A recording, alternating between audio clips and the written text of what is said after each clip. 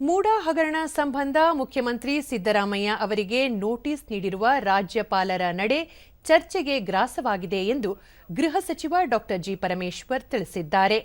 ಬೆಂಗಳೂರಿನಲ್ಲಿ ಸುದ್ದಿಗಾರರೊಂದಿಗೆ ಅವರು ಈ ಹಿಂದಿನ ಹಲವು ಪ್ರಕರಣಗಳು ಇನ್ನೂ ಹಾಗೆಯೇ ಉಳಿದಿವೆ.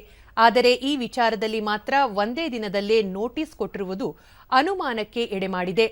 ಕಾನೂನಾತ್ಮಕ ಹೋರಾಟಕ್ಕೆ ಸರ್ಕಾರ ಸಿದ್ಧವಿದೆ ಎಂದು ಹೇಳಿದರು. ಇನ್ನು ಬಿಜೆಪಿ ಹಾಗೂ ಜೆಡಿಎಸ್ ಪಾದಯಾತ್ರೆಗೆ ಅನುಮತಿ ನೀಡಲಾಗಿದೆ. ಶಾಂತಿಯುತವಾಗಿ ಪಾದಯಾತ್ರೆ ಮಾಡುವುದಾಗಿ ಅವರು ಭರವಸೆ ನೀಡಿರುವುದರಿಂದ ಒಪ್ಪಿಗೆ ನೀಡಲಾಗಿದೆ ಎಂದರು. ಆಗುತ್ತೆ, ಇಲ್ಲದೆ ಹೋದರೆ ಅದಕ್ಕೆ ವಿರುದ್ಧವಾಗಿ ಆಗುತ್ತೆ. ಹೌದು, ನಾವು ಈಗ ಸತ್ಯ ಜನಸಮುದಾಯಕ್ಕೆ ತಿಳಿಸ್ಬೇಕಲ್ಲ. ನಮ್ಮ ಮೇಲೆ ಆಪಾದನೆ ಬಂದಾಗ, ಸರ್ಕಾರದ ಮೇಲೆ ಆಪಾದನೆಗಳು ಬಂದಾಗ ಅದು ಸರಿ ಇಲ್ಲ, ಸತ್ಯನೇ ಬೇರೆ ಇದೆ, ಸುಳ್ಳು ಆಪಾದನೆ ಮಾಡ್ತಿದ್ದಾರೆ ಅಂತ ಹೇಳಿ ನಾವು ಜನಸಮುದಾಯಕ್ಕೆ ತಿಳಿಸ್ಬೇಕಾಗತ್ತೆ. ಅದಕ್ಕೆ ನಾವು ಅವರಿಗಿನ್ನ ಒಂದು ದಿವಸ ಮೊದಲೇನೇ ಜನಕ್ಕೆ ಹೇಳ್ತೇವೆ. ಕೆಲವು ಪ್ರಶ್ನೆಗಳನ್ನು ಕೂಡ ಅವ್ರ ಮುಂದೆ ಇಡ್ತೇವೆ. ನೀವು ಬಂದಾಗ ಇದಕ್ಕೆಲ್ಲ ಉತ್ತರ ಕೊಡಿಯಪ್ಪ ಅಂತ ಹೇಳಿ ನಾವು ಕೇಳ್ತೇವೆ.